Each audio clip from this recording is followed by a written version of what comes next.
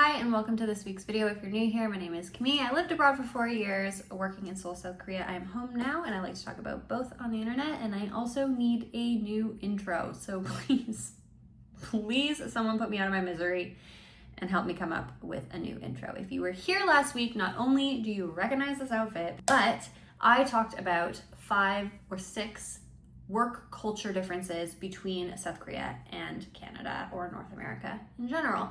If you haven't seen that video, it's here. And in that video, I actually came up with the incredible idea to react to some of my old content. And I thought an incredible, I'm really loving that word today, place to start would be to react to my most viral video, which has, I think, 43,000 views, which is incomprehensible. And if you are one of those views, thank you very much for contributing to the virality of that video. But I also should probably let you know that I think it's aged a little bit. It is from 4 years ago. So we are gonna watch it back together. I'm going to tell you what's true, what maybe needs an update, and also some behind the scenes little tidbits, some things that maybe I can talk about that I couldn't talk about before. If you haven't seen that video, here it is, but that's okay, because we're gonna watch it together. Let's go. Oh, maybe I should actually use this screen. You see that, right? I look so young. Hello and welcome to this week's video. If you saw last week's video, then you know that I am not teaching anymore. I actually, by the time this video has aired, I will have finished my first week working in communications in downtown Seoul. If you haven't seen that video, no one calls it that. I was at Weber Shandwick, which is right outside of Gangnam Station, and I actually lived right beside the station too. So it was great. It's super hilly in that area, which kind of sucked, especially like during monsoon season. And I was living in the suburbs at this time. I think I used to say that I lived in Seoul. I didn't. I lived in Songnam. Maybe I talked about living in Songnam, but downtown Seoul is crazy. It's so silly. There is the Facebook group called Non-Teaching Job Seekers Korea, which is great in one way, but then also the thing that is not so great about these jobs is I've noticed a lot of them will not sponsor your visa. You cannot work for them then, which I hope is the next thing I'm gonna say.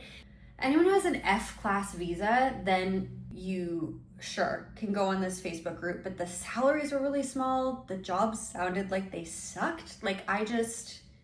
Hopefully if you have that type of you're either sponsored through marriage or you have naturalized to some degree and you get one of these F classes, you're able to find a job via a more traditional route, because either you have better Korean skills, you have access to a network that can help you get a job. Those jobs are not great jobs. So this is definitely bottom of the list. And especially if you are transitioning from a teaching job, if you don't have any sort of visa at all, you have to be able to, in a sense, self-sponsored.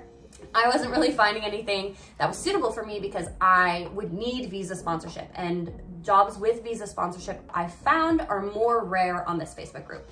The next place I was being kind by saying rare. I think I probably found one.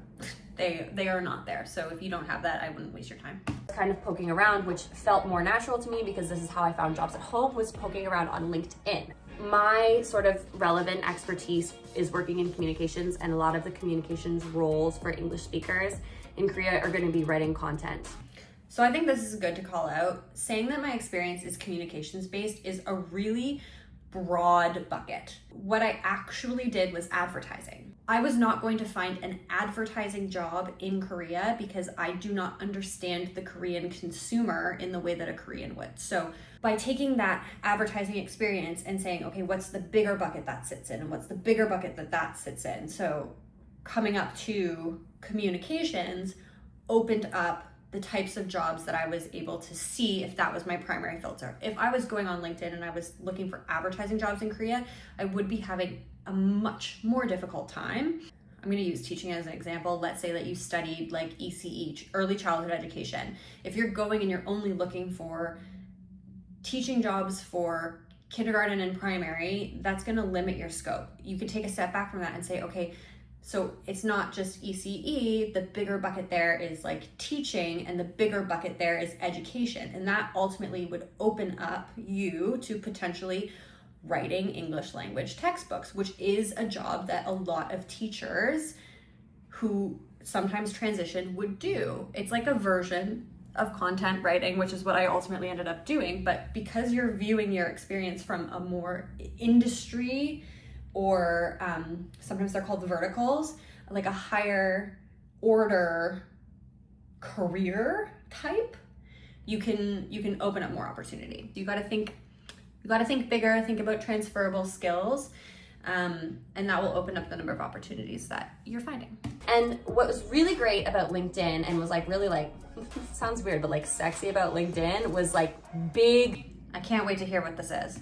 companies post here. We've got Hypebae, which is incredible, really cool. There's also jobs at the New York Times, so you can be a visual editor or a senior staff editor. The one thing I will say about this one, which is sort of a red flag for me if you do not speak Korean and you're applying for these jobs, is that it's posted in Korean first, and then the English job posting follows.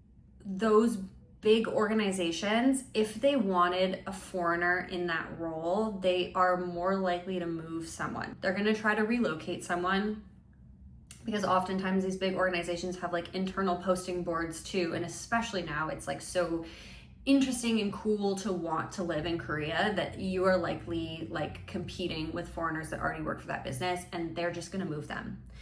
If they're posting about it, it's because they want a Korean person to do it, a Korean person with English language skills.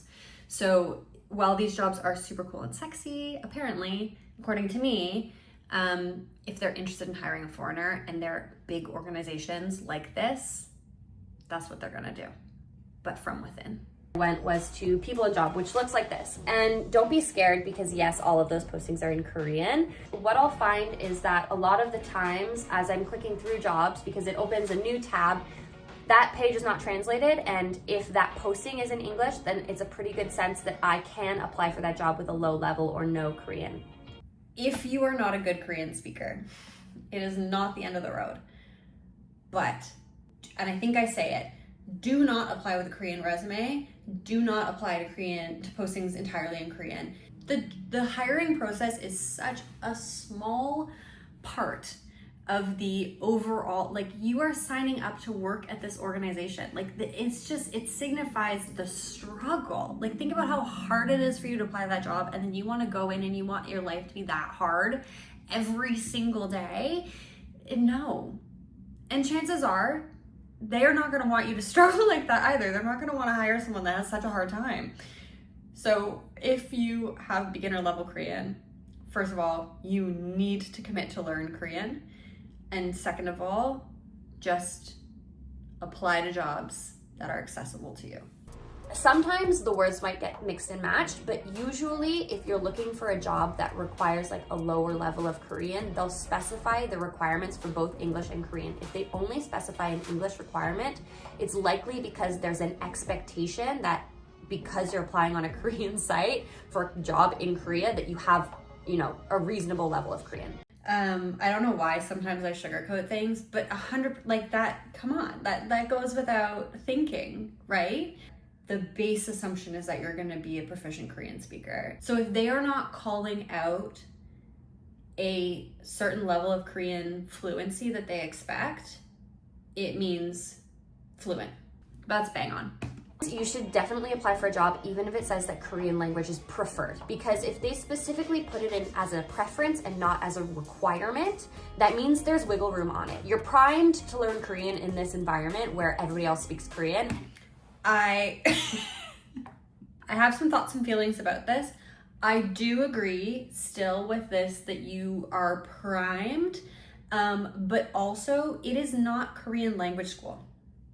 Okay, like everybody else is there to clock in to do their 9 to 6. They're not there to teach you Korean. You need to be dedicated to learning Korean outside of work hours. And that ultimately was my biggest failure, is that like I was unable to acquire the language, and my work life was so stressful when I was there that I didn't have the energy or the time.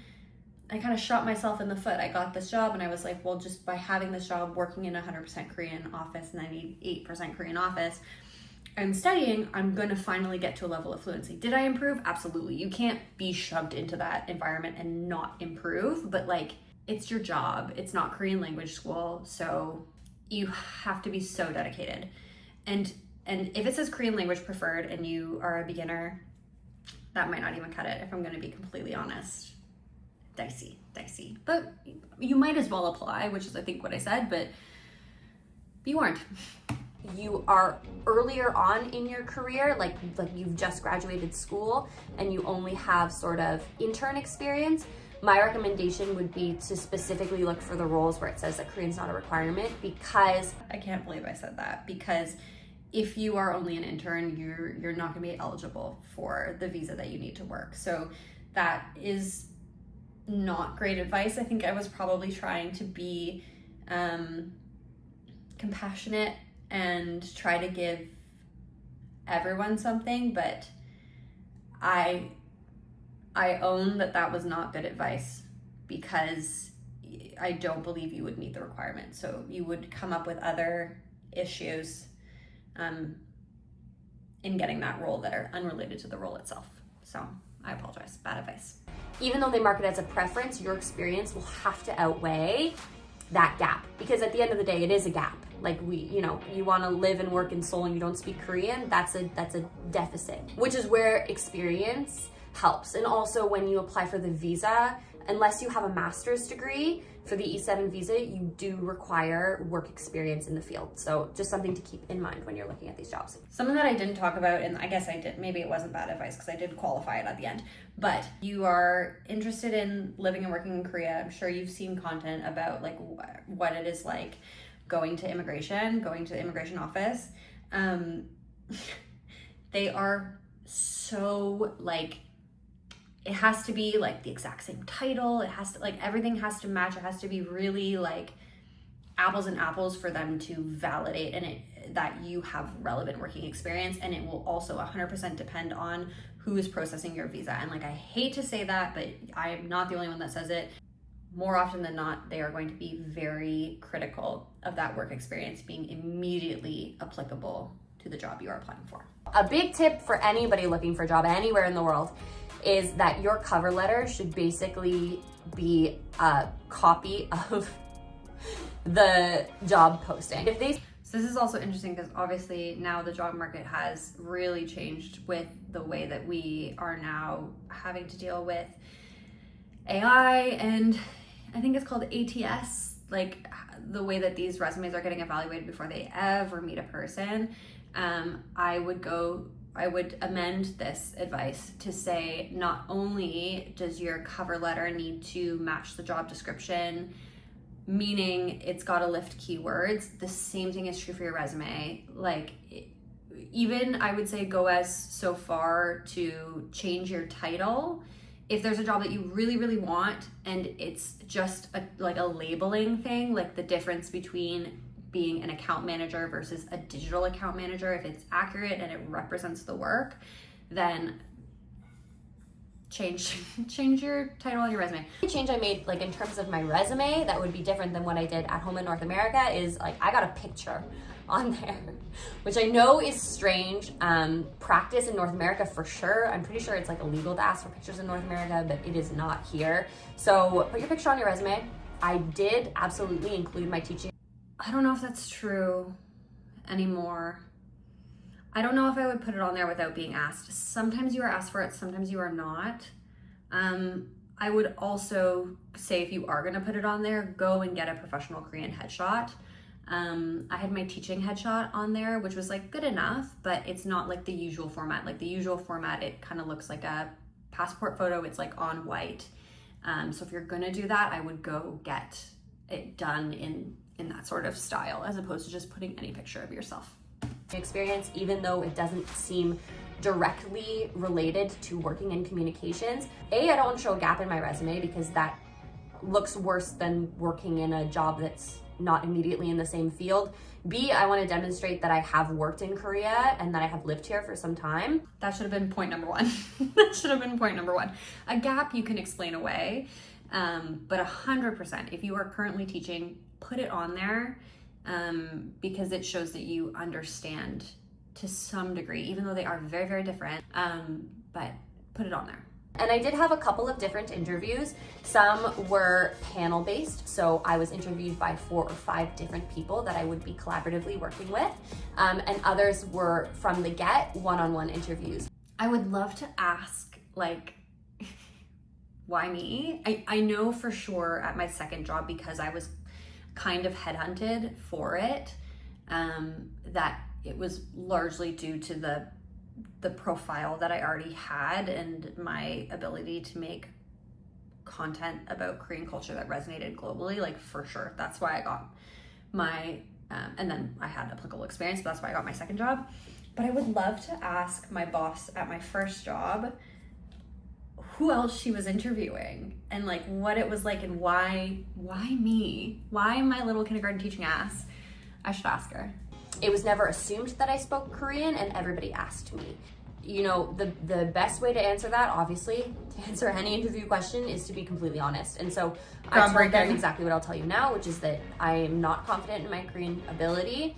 I have a very early beginner level, but I am determined to improve that because I want to make the work environment as collaborative as possible with all my coworkers. What would take that answer from an A to an A+ is saying, and I am studying for my topic 1, or I take Korean language lessons on the weekend, or I have one-on-one tutoring sessions 3 times a week. Like, qualify it with what you are actually doing to improve your Korean language skills, and that would elevate that answer. So I think that covers it. I don't know. I'm going to have to watch this back when I edit. But if you have any other questions about finding a non-teaching job in Korea, specifically sort of a corporate communications role, then I'm happy to answer those questions. You can DM me. You can put them in the comments below if you want to share with everyone.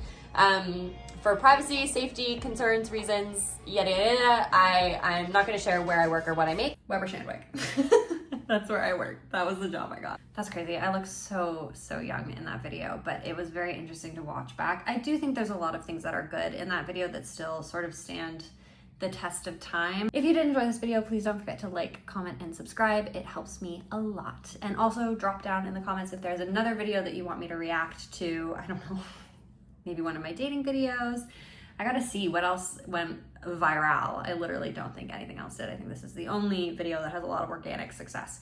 But if there's anything else that you want me to react to, pick some of my cringiest moments. I have no fear. Let me air out how silly, stupid, and naive I was. Drop them in the comments below, and I will see you guys next week. Have a good one. Bye.